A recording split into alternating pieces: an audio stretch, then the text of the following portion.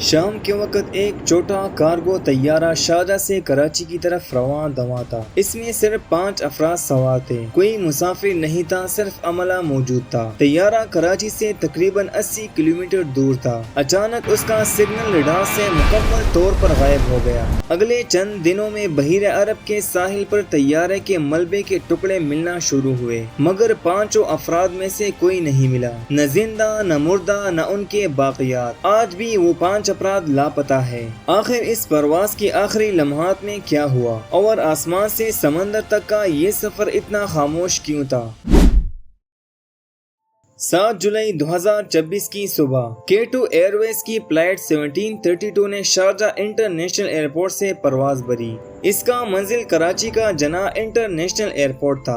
ایک عام سا کارگو مشن تقریباً 2.5 گھنٹے کی مختصر پرواز کرتا ہے۔ یہ ایک طیارہ سیسنا کاروان تھا، ایک چھوٹا مضبوط سنگل انجن والا کارگو طیارہ جو اکثر کم فاصلے کی کارگو پروازوں میں استعمال ہوتا ہے۔ کاکپٹ میں کپتان محمد رضوان ادریس اور فرسٹ آفیسر فیصل جتوئی موجود تھے۔ ان کے ساتھ عملے کے مزید 3 ارکان بھی سوار تھے۔ مجموعی طور پر 5 افراد تھے۔ ٹیک آف سے پہلے عملے نے طیارے کے نیویگیشن سسٹم میں ایک معمولی خرابی کی نشاندہی کی تھی، مگر اسے سنگین نہیں سمجھا گیا اور پرواز کو جاری رکھنے کا فیصلہ کیا گیا۔ طیارے نے پرواز بھری اور بحیرہ عرب کے اوپر سے کراچی کی جانب رواں ہوا۔ پرواز کے ابتدائی حصے میں سب کچھ معمول کے مطابق تھا۔ طیارہ ایئر ٹریفک کنٹرول کے ریڈار پر باقاعدگی سے نظر آ رہا تھا، اپنی مقررہ اونچائی پر تھا اور اپنی مقررہ راستے پر تھا، مگر پھر کراچی سے تقریباً 80 کلومیٹر پہلے بحیرہ عرب کے عین اوپر طیارے کا سگنل ADS-B سسٹم سے یک دم غائب ہو گیا۔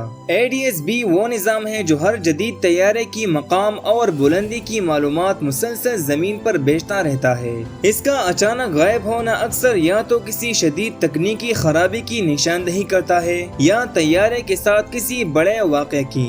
ایئر ٹریفک کنٹرول نے کچھ دیر انتظار کیا کہ شاید سگنل دوبارہ بحال ہو جائے، مگر ایسا نہیں ہوا۔ کوئی ریڈیو رابطہ نہیں ہوا اور نہ کوئی وارننگ سگنل بھیجا گیا تھا، بلکہ طیارہ مکمل طور پر غائب ہو چکا تھا۔ سگنل غائب ہونے کی اطلاع ملتے ہی پاکستان کی بحریہ اور میری ٹائم سیکیورٹی ایجنسی نے فوری طور پر تلاش کا آپریشن شروع کر دیا۔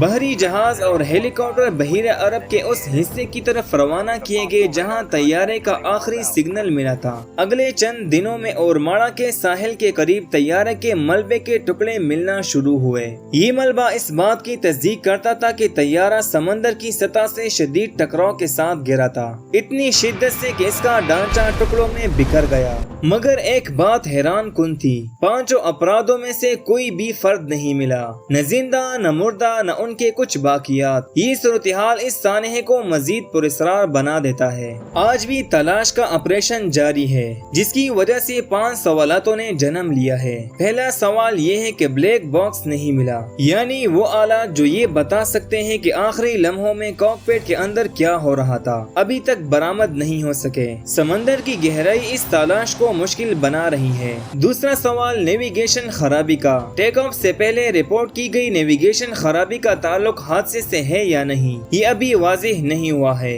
تیسرا سوال یہ ہے کہ کوئی کال کیوں نہیں، مطلب عام طور پر جب کوئی سنگین مسئلہ پیش آتا ہے تو پائلٹ فوری طور پر میڈے کال کرتا ہے۔ یہاں مکمل خاموشی رہی، جو یہ ظاہر کرتا ہے کہ جو کچھ بھی ہوا وہ بہت تیزی سے پیش آیا ہے، شاید اتنی تیزی سے کہ عملے کو رد عمل کا موقع ہی نہیں ملا۔ چوتھا سوال موسم کا ہے۔ ان دنوں بحیرہ عرب میں مونسون کی ابتدائی سرگرمیاں جاری تھی، جس سے سمندر میں طوفانی حالات پیدا ہو رہے تھے۔ یہ بھی تحقیقات کا ایک اہم پہلو ہے۔ یہ ایک ترقی پذیر واقعہ ہے، یعنی تحقیقات ابھی مکمل نہیں ہوئے۔ جب تک بلیک باکس نہیں ملتا اور باقاعدہ تحقیقاتی رپورٹ جاری نہیں ہوتے، اس بات کا تعین ممکن نہیں کہ اصل وجہ کیا تھی۔ ہمیں ذمہ داری سے یہ بات ماننی چاہیے کہ ابھی جو کچھ بھی سامنے آیا ہے وہ صرف ابتدائی معلومات اور نظریات ہے۔ K2 ایئر ویز فلائٹ 1732 کی کہانی ابھی مکمل نہیں ہوئی۔ یہ ان چند حادثات میں سے ایک ہے جہاں سمندر نے اپنے راز ابھی تک तक पूरी तरह नहीं खोले।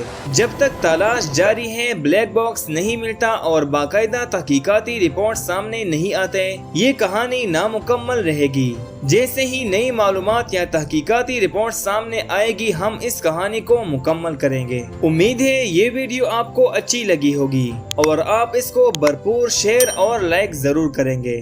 तो मिलते हैं अगले नए वीडियो में।